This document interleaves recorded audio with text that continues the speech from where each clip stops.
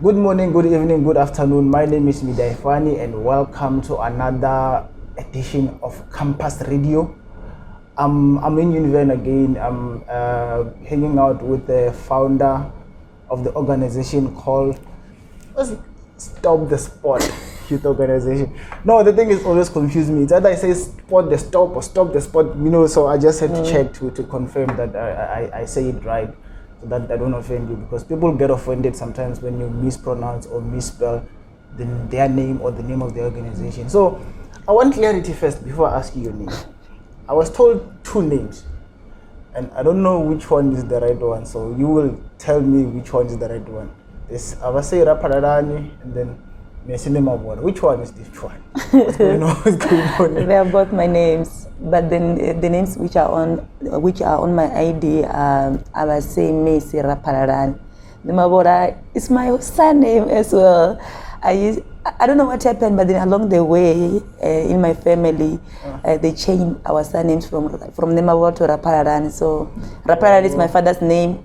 Nemabora is my grandmother's name, Rapararani, and then Nemabora was my grandfather's surname. So when I heard that your name, I was like, hey, am I speaking to the wrong person? What's going on? So I don't even have questions for you. So I'm just here to talk about this organization called Stop the Sport. But I prefer to be called Miss Nemabora. Don't ask me why. It's fine. We all have preferences. Yeah. Yes. So Stop the Sport. Yes. What is Stop the Sport? What is it about? What does it do? And when did it start? Stop the Sport Youth Organization is an organization which was founded by me in 2018 in this very same month, March on the 22nd.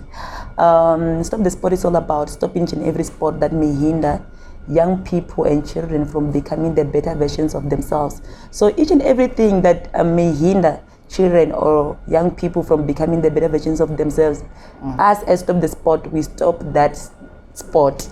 Okay. Do you not understand? No, I get it. So there are no, I don't want to be specific, because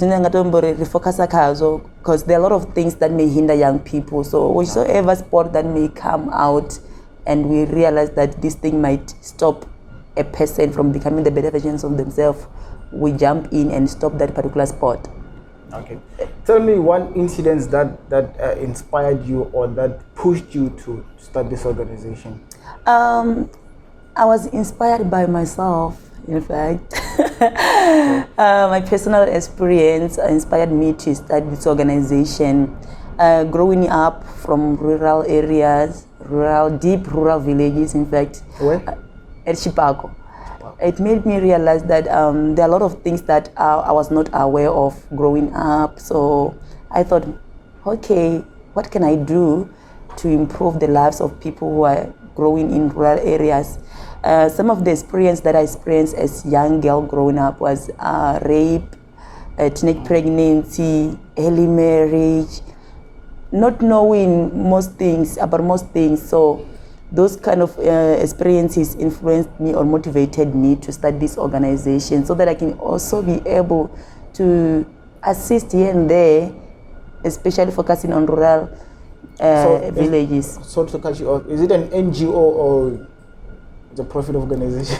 But NGO, it's an NGO. We don't profit anything.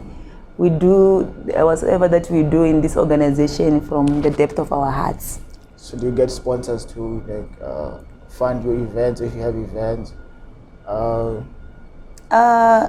Since 2018, we've been working using our own money. When I say our own, I mean from my pocket, and also from those who are part of the executive of the organization, because they are the ones who come up with funds. They will say, okay, let's pop out 50 Rand or 100 Rand monthly, and then that's where we accumulate some of the funds that we use to help these people that we're helping in communities.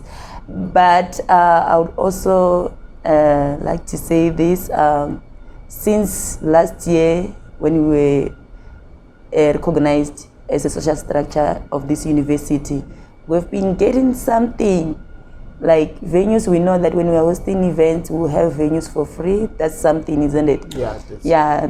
When we are going to outreaches, we know that university will provide us with transports. Oh, that's good. That's better, isn't it? Yeah. Yes. Oh, that's brave of you to like start an organization as a student and fund it. Honestly, that's brave. When I was still a student, I never thought of doing such things. You know? All I could think of, or let me say, majority of students don't want to invest money in things like these, things that are helping others. They also want to look good, want to go to the clubs, want to grow, but you decided to take a different turn, and then you say, this is not about me. It's going to help the next child. It's going to help the next girl who's been a victim of rape, who's been a victim of this, has been a victim of that. So that's very commendable, and may God bless you. Don't stop. So I want to know, is it campus based or is it for everyone? It is for everyone, even though we are office based here. Okay. In the institution. We have been blessed with an office as well by the university. So, but then it's not only for Univen students, it's for everyone who may require our services. Okay. No matter how far that person can be, if we're able to go to where the person is, we're able to assist. Okay. Because like from the little knowledge that I have with regards to allocation of offices in the university structure, it goes with the SRC. The SRC decide who gets what office when. So is it your organization politically affiliated, or is it just an independent organization that stands by itself? Stop the Sport is not politically affiliated. It's a social structure which is independent. By that, I'm also saying that this organization is for everyone, whether you fall under which particular political party. That doesn't involve us. We welcome everyone from any political organization, and we assist everyone despite your political affiliation. That's good, because being in a university, and I'll refer this to someone who's doing first year. This is a world on its own. Like the moment you enter in that entrance, you see everything just changes. And to a lot of people, to me it was a culture shock, because things that were done in university, I'd never seen them anywhere else. That's why I was like, okay, in this place we do things this way. So let me say I'm a first year, and then I don't have any experience, I don't know anyone, I have no connection, I have nowhere to go. How do you help that person who's in the midst of confusion? Like, you can be confused for 3 months in university, not knowing what to do, where to go, where to ask for help. You don't even know where the computer center is. Like, how do you help such people? What we do as an organization, first thing first, we try by all means to be the first people that those first years come to when they come to this university. Even though it's kind of like hard, because there's no better ways for us to gather all the first years in one place and talk to them and try to warn them about the university life. Do you understand? Yeah. And then second thing that we do as an organization, we try by all means to get accommodations for these students, because usually when they come here, you find that they don't have anywhere to go, and the only people who are there to assist them are those who want to benefit from them. You know those ones. So as an organization, we try by all means to get accommodation. I still remember last year 2021, it was really devastating for us as an organization, because we had a lot of first years who needed accommodations, and then we had only few landlords who were willing to work with us at zero cost. Remember, we are a non-profit organization, so usually when we approach different landlords, they will be telling us about payments that we do not have as an organization. And when we go back to the very same university community asking for donations, they will say, we are students, we don't have money for such programs. Leave such programs to politicians.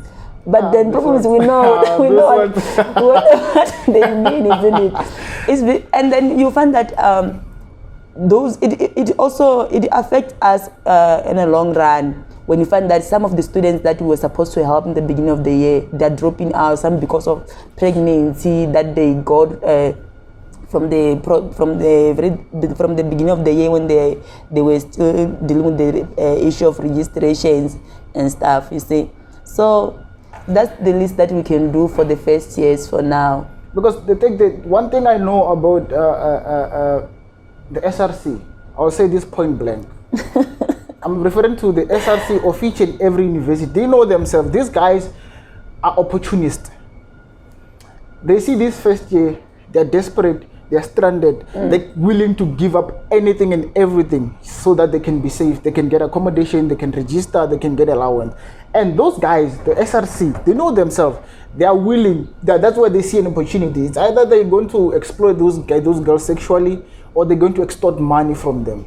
It's one of those two things. And it becomes a problem, or if you're going to exploit this child sexually, chances are she might fall pregnant and going to deny that I don't know anything. I was just helping her. And so this guy must stop this nonsense. It's rubbish. Yeah, it must be stopped. It's nonsense, man. And us as Stop the Sport Youth Organization, we also emphasize a lot on that one. We emphasize a lot that such activity must be stopped, must end. Because all of those things, they are being done to feed political status of an individual. There are people who affiliate themselves to politics just because they want to exploit others. Not because they want to lead or they want to serve the student. No, just because they want to exploit others. And it's wrong. It must be stopped. I think there must be a criteria for one to be a student politician. That person must meet with those criteria. Because anyone, if you have the loudest voice, you're a politician in campus. Yes. Plus the bishops, all of those people, they lead, or they're always leading those people. So I rate, but let's just hope you guys will get the masses so that you help these students. Do you guys dwell on issues of mental health? Because that's one thing that I think is not getting enough attention. Not only on campus, even in the outside world, no one gives a shit about mental health, especially in the black community. Because I remember this one time, this person was like, depression is for white people, depression is for people with money. What are you saying? As Stop the Sport Youth Organization, yes, we also have a program that deals with mental health. Even the day before yesterday, we were hosting a gala dinner based on the same issue of mental health illnesses, because that's one of the things which are really getting serious. This thing, I know that it has been there from a long time ago, but now it seems to be gaining momentum. I don't know how to put this, but then it's something that has been like, is the same pandemic with COVID. Yeah, mental health. I think it's more severe and critical than the COVID by far. By far. So as an organization, we deal with a lot of mental health issues. Okay. You'll be shocked to know that almost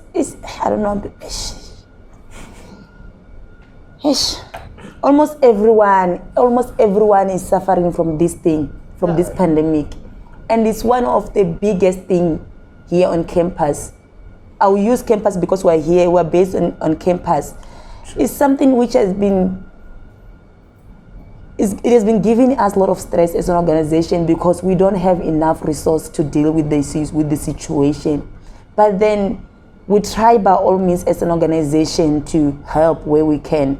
As an organization, we have support groups that we invite people to reach out to when they have those kind of issues. We also recommend professionals. As an organization, what we do is that we encourage people to speak to us when they are not okay, when they feel that like they're having these mental illnesses that we're talking about. When they reach to us, we refer them to our confidential people that they can talk to. And then after talking to those people, they will then understand the severeness of the situation, and then they recommend professionals for them.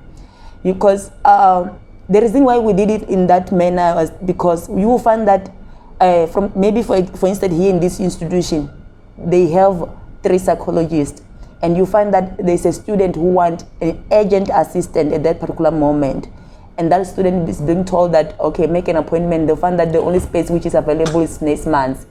What's going to happen to this particular student at that particular moment? That person might have a meltdown. They can commit suicide or do anything worse. You see, so that's why we created that space for these young people to be talking to someone while they wait for that particular appointment. And then we also have private professionals, of which those private professionals, they require funds from us, because there's no way they're gonna work with us for free. You understand? So at least we have someone that we found recently, who is the founder of Mr. Gomba T, who is the founder of Light Care Institute and also a social worker. With that one, he offered to assist all the University of Venda students at a rate of just 200 rand per session. Okay. In that way, at least even us as an organization, we know that if it is urgent, we can raise that money quickly and pay for that particular person, and then that person will be getting assistance. And with that social worker, one thing that I like the most about him is that he also offers online counseling. So it doesn't matter, and it's 24/7. Even in the middle of the night, you can pick up your call and talk to the person right away, and then afterwards you feel better. So, if I heard you correctly, you said this big institution, this big university only has 3 psychologists. Yes. Yo. But I think maybe as a university, they sat down and thought maybe there was no necessity for more. Because from what I've realized is what's that supposed to mean? I mean, listen to this. What I've realized is that even us as young people, we are not open for such services. Maybe we are not just, we just don't take them serious, or we think it's waste of time. Because you find that there's a person who need, you can even see, or this person need serious, is suffering, this person need this kind of services. But then when you refer them to professionals, they'll be like, right, those ones, I'd rather talk to you. And I'll tell them that I'm not qualified, but then I can just talk to you to try to calm you down. But you need someone who will offer you ongoing counseling. Because there are some of the situations wherein you really need to have a lot of sessions with the counselors. Even myself, speaking to you right now, I have my counselor that I know that on a monthly basis I'll go and see my counselor. Not only because I have personal issues that I'm dealing with, but then because I get to receive a lot of things from different people. So sometimes I really have to go and refresh my mind, not by telling the counselor what I've been told in confidential, but then you relieve your spirit, your emotions.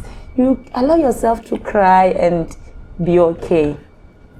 When you get a car, you need to service that car so that car can last long. It's the same applies to our bodies. If you don't service your body, trust me, you won't make it up until 30 or 40. Because you just be harboring things in you, harboring those things in there. At one point, those things are going to be too heavy for your body. Trust me, you're going to break down. You're going to die. So, I forgot the question that I wanted to ask. Maybe I can be saying this while you're still thinking about. And another challenge that we have when it comes to mental health issues, we find that usually people who are speaking out are women. Men hardly speak out. So for a man to speak out, you really have to force it out of him, or you really have to put an effort, or maybe you really have to find that person on his breakdown moment. Yeah, when he's vulnerable. Yeah, you see, or when he's only when his heart is broken, like by someone who you really love. That's when a man get to speak out, like. Those ones that speak when they're heartbroken, they're weak. They're weak. No, the point I wanted to make is about alcohol. Alcohol, again, it's a big issue for me, because as the youth, we tend to dab into alcohol and drugs and all these substances just to numb whatever we're going through, and that's not the solution. We're going to drink alcohol and forget about those problems for that period, and then after that, those problems come back again. But again, I've said this before and I'm going to repeat it again. I do not blame people who, maybe I'm saying this in the wrong platform, but I will say it. Say it. I do not blame people who dab into substance abuse, be it alcohol, drugs, or whatever. Sometimes it's a lot. I don't judge them, but I'm not promoting substance abuse, but I don't judge them because I've been there. I know how it feels like to feel helpless. I feel like you're in this dark hole, and then you don't want anyone to know where you are. You don't want anyone near you. You're just there by yourself, and then you're in this dark hole. It's not comfortable, but you feel like, I just want to be here. So alcohol sometimes can help you forget about those things, but that can be a solution. Let us not drink alcohol to reduce problems. Drink alcohol just for fun. Don't drink it to solve your problem, because alcohol will never solve your problem. That's correct. Yeah. So that's correct. Don't you find cases where there are people who are suffering because of substance abuse? Yeah, we sometimes get those kind of cases wherein a person is already an addict, and all because the person had problems that he couldn't deal with at that particular moment when it was still fresh. And then you find that person is already in, and the problems are just, they're always there. Problems will never run away. Yeah, until you deal with them, pain you face will always be with us. It's our friend, it's our shadow, it's always with us. Sure. So you find that we deal with those kind of problems, and then what we do with those people, we refer them to the very same place, social services, and also those people who deal with substances abuse addicts. And then another thing that we do as an organization, we visit communities, primary schools, secondaries, community gatherings. You remember that I said it's about organizations about stopping each and every sport that may hinder children and young people. Sure. So when we go to the communities, primary schools, we are talking to those kids, explaining to them the consequences of substances abuse, a lot of things. We address all those social challenges that they may be experiencing or coming across in their lives. So when we're talking to them about drugs, alcohols, we're trying to show them that these things they can have bad impact in your lives if you are misusing them. You are using them to run away from your problems. Do you understand? So that's what we try to do as an organization. We reach out to those young ones, and we try to teach them from young age that that's not how you run away from your problems. You don't use drugs to run away from your problems. You don't use. You understand that there are some of the kids. You won't believe when they say already they are having problems, because they have problems from home. Yeah. Family backgrounds, situations, or family living arrangements, or we find that there are a lot of abuses and other things which are happening at home that can affect a 12-year-old child in a way that that child will want to run to alcohol or to smoking or whatsoever. So talking to those kids from young age, it also helps them to understand that even when you are going through those kind of challenges at home, you don't run away from them by using alcohol. And then to advise a 12 years old or 11 years old child not to take alcohol, to go and see a counselor, it's a big step, because those kids, when they go to the social workers, they will say, okay, where are your parents? Your parents are the very same people who are giving you problem. You're asking me, hey, you're asking them where are your parents? And then you find that for a young person to go to see a social worker or a psychological person by themselves, where would those people start, man? You say, yo, can I pick it up? No, I can. Director. Daddy. Ndio. Ndio nene pandiko danga lepo bacheka.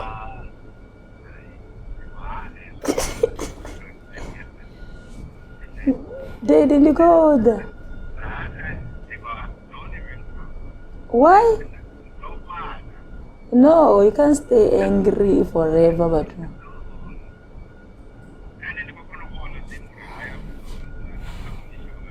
Mapansula. Marai.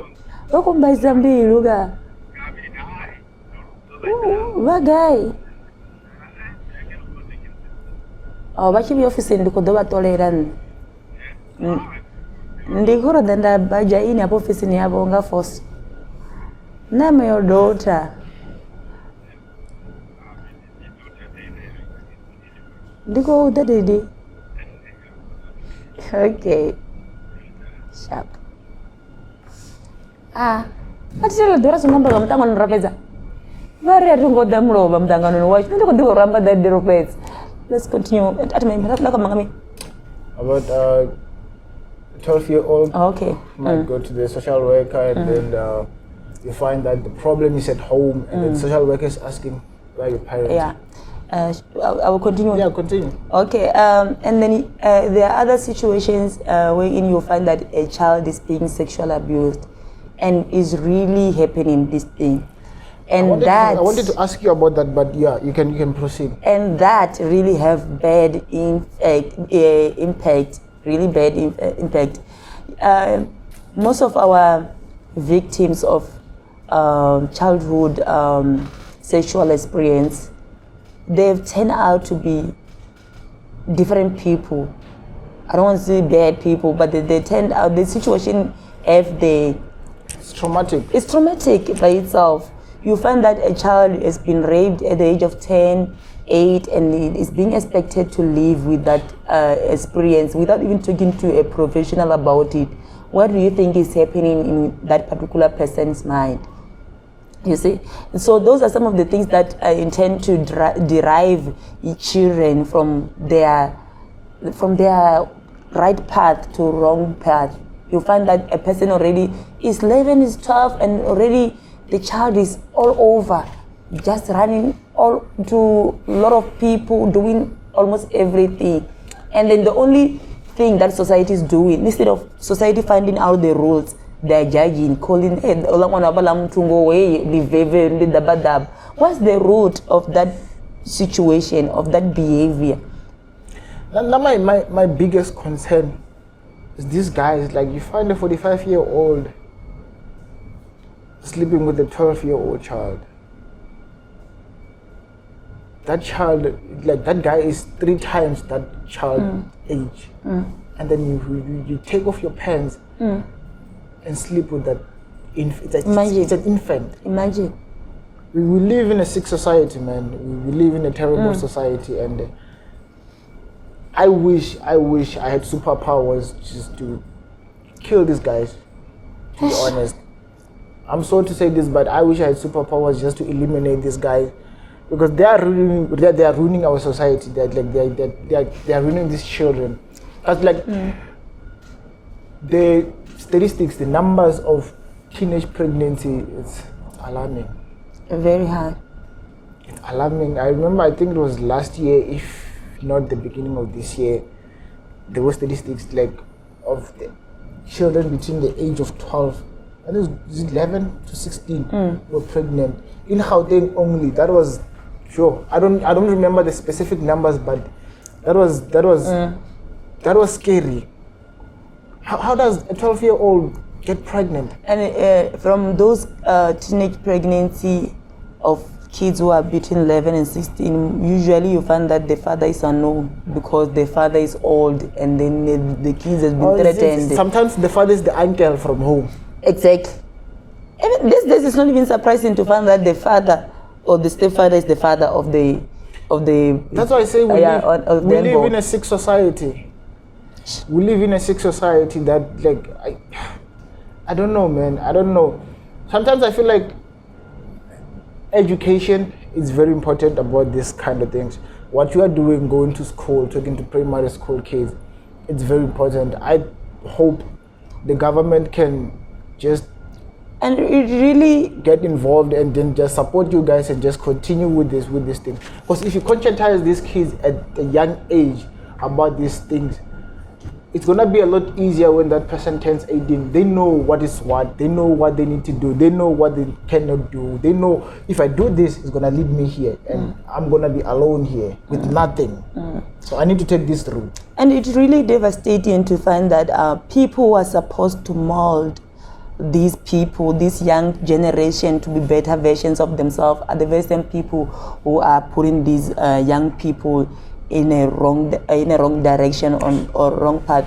You find that we are saying that at schools, teachers must be example, must be guiders, must be role models to these young ones. But then you find that the very same teachers are the ones who are abusing, impregnating these young girls, doing all those sort of things. You find that at home, uncles are supposed to be role models, father figures, and everything there. But then there are very same people who are doing these things. Even at higher institutions, you find that lecturers who are supposed to be helping these young people who are coming from less privileged families to be better versions of themselves, they're the ones who are selling marks in exchange for sex. Imagine the whole lecture. Imagine. I don't know, man. I'm going to ask this question, and it's very stupid, but I'm gonna ask it anyway. Is it because these guys can't speak for themselves, or is it because they just see these people vulnerable and then desperate for marks, and then they're like, okay, come? I think they see that they are vulnerable, these people, or they don't have enough confidence in themselves to speak to other people of their peers. You're like, yo, I like you. Let's do this. I don't know, man. It's I don't know where are we headed as society. I don't know where are we going as the nation. And then we also have another situation wherein you find that a person is engaging into things like crime to feed themselves or to provide for their basic needs. You find the person has to go and steal so that they can provide for themselves. Or you find that a person has to turn into a prostitute to provide for themselves. And then sometimes, usually people ask themselves why. You find people asking, why didn't this person go to his or her friends to ask for that help that they are looking for? Yes. And then you find that in most cases, they really reach out to their friends before they commit to crime, before they commit to prostitution. But then the very same people who are supposed to be friends and supportive are usually the first one to judge, to say, hey, I'm here alone, and then I cannot provide for you. Ask your family to provide for you. And you find that you know my situation, you are my friend, you know that I'm from that particular background that cannot afford to provide for me while I'm here in this institution. And when I ask him for something, you go and spread rumors about me or lies about me, saying, that one, don't see him like that. Don't see him wearing that RJ t-shirt. He got it from who. So we all have our pride. We all have our pride that we always want to protect. Exactly. That's when you find people going to do shenanigans, businesses at night to feed themselves and look good during the day, so that they can fit in this very society which is very judgy. Listen, I don't judge someone who commits a crime. You can commit a crime, but don't kill the next person. If you commit a crime to feed yourself, to feed your family, we know our economy, man, it's not favorable to black people. We are suffering. I'm not condoning crime, but if you're committing crime to feed yourself, to feed your family, to feed your kids, fine, just don't make sure you don't get caught. Do your thing. Have you seen those incidences where you find a woman caught by securities in the shop while trying to steal food for kids or milk for baby? Just unfortunately, those they got caught. situations. And then if you are caught, the law will have to take its course. But if you get away with it and you're stealing because you don't have. You're stealing because you don't have a veil. You're stealing because you don't have. And we're not condoning crime. But hey man, we live in a society where people are jobless. Like, I graduated in 2019. Still today, I don't have a proper job. I'm just doing everything that comes my way so that I can survive. I've been applying. I'm even tired of applying, Joe, because I use money that I don't have to go print out pages. I use money that I don't have for transport. I use money that I don't have to just go early in the morning to stand in a long queue like, if you see my email, Joe, you'll be surprised. Like, I send emails applying for job almost every day, but no response, nothing. What do you expect me to do? That thing take a toll on me as a human being. Like, what's wrong with me? And others who were fortunate enough will say, start a business. With what money? With what money? With what money? We don't even have a background supposed to we don't come from rich families where our families, like our parents have, houses all over the world that will be used as a collateral, or they don't have shares in big companies where they will be used as a collateral. You go to the bank, ask them for money. Or like, what do your parents have? They have a house. Where is it? It's in Mangondi. That house has no value, so they won't give you the money to start whatever business. So, my friend, it is what it is. Ish. It is what it is. I want us to touch on something that's very important. I don't want to miss this, and I think we're running out of time. Okay. GBV. Yeah. This thing is I don't want to use the pandemic, because I feel like if you say GBV is a pandemic, it's an understatement saying GBV is a pandemic, because it's beyond that.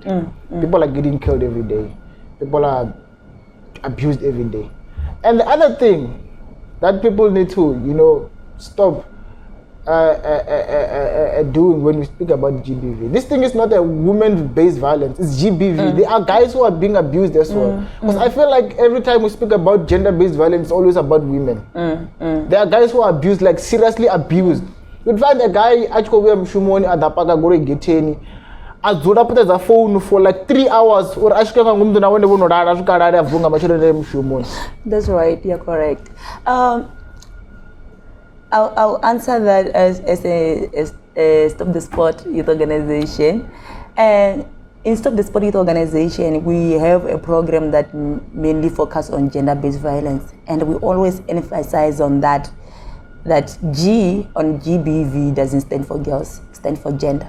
Exactly. And when we are saying gender, it means we are including men, women, and LGBTIQ plus community. Thank you very much. When we are saying we are fighting against gender-based violence, we are advocating for everyone who is being violated as an organization. It's a very serious issue, like you mentioned, and there are a lot of men who are being violated out there by women.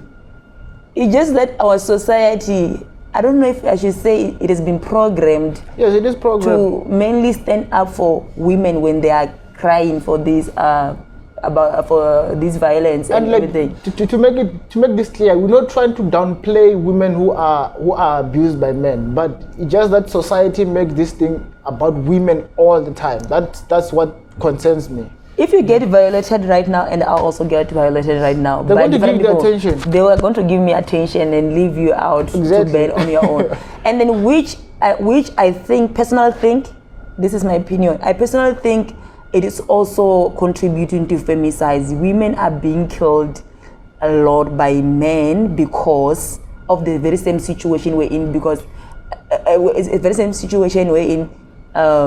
Society listen to a woman than it listen to a man. So what are men supposed to do now? They're supposed to stand up for themselves and act on their own, because even when they go to the police stations to report such cases, they laugh at them. They will just laugh at them. And what's left? What's left is for them to take a gun and shoot the kids, shoot women, and shoot themselves. we're not condoning killing of women and children. It's very wrong. But then, what us as society should be doing is supporting everyone equally. Exactly. Listen to all genders equally and make sure that all the situations, all the violence that both genders are facing are being treated fairly and equally. I'm not anti-women. I'm going to say this. I'm not anti-women. But equality only applies when it favors women. If you go to a restaurant right now and then we order food, when it's time to pay and I say it's 50-50, you're going to say things that are going to emasculate me, like, you're not a man enough, blah, blah, blah, blah. But you said it's 50-50, you're all equal. Society needs to, we need to unlearn this thing of saying, women should be treated like X more than, we can do everything, you can do anything that a man can do. So why must we treat you like, you guys like X, and then men must just be left there alone and not be taken care of? Speaking of gender equality and the gender empowerment, I think there's something that as society we have been lacking. We have been, ever since I was born in many years ago, I found people empowering girls. People have been empowering girls ever since, empowering girls from 90s, and now they're still empowering girls, saying that boys has been empowered already. But then, how have these boys been empowered? I mean, people were born in the same year with me. How have they been empowered, those people? Because they've been left out because of what has been happening many years ago. I see them all the time. When there's something, I'm considered, as a woman, we are considered first, and then these guys will come after. But I think it's hysterical, because back then,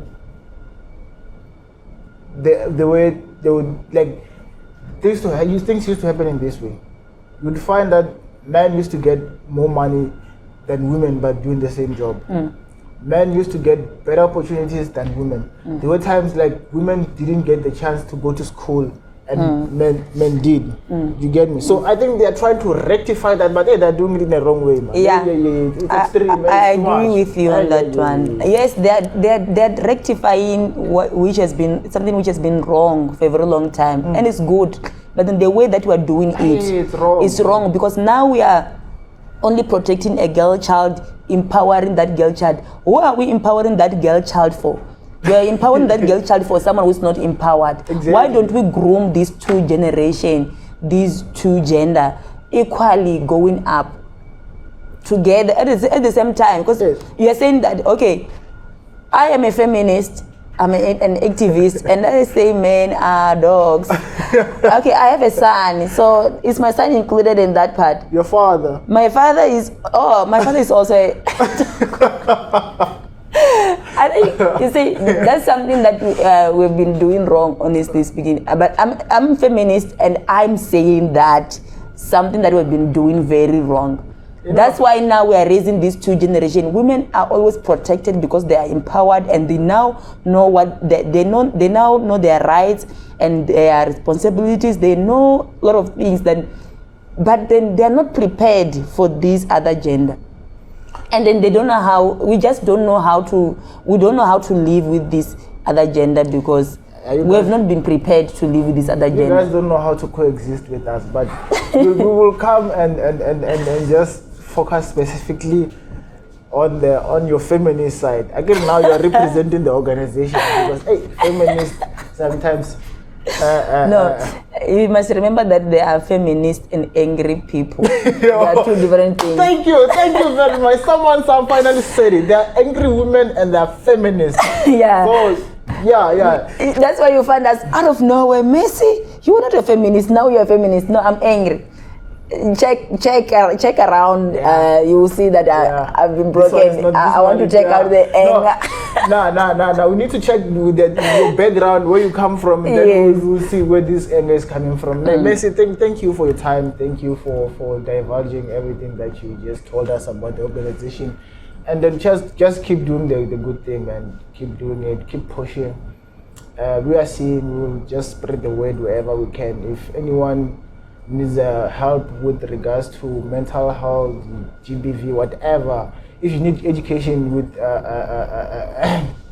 GBV, mental health, anything, we will refer people to you so that they can get the help. Because we don't have a lot of institutions that are doing this, and you are doing this as a student. So I understand that you need resources, and I hope there's someone out there who might have those resources to come help you guys. So thank you for your time, and then I will come back to you. This feminist of yours must.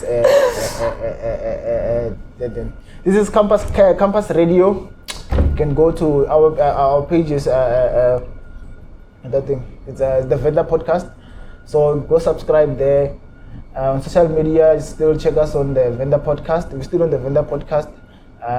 My name is Midefani. Check me on social media. It's Midefani_Mfuni. And where can people find me? On Facebook, Messi Nemabor Chipot, and also What? Chipot? Chipot. Okay.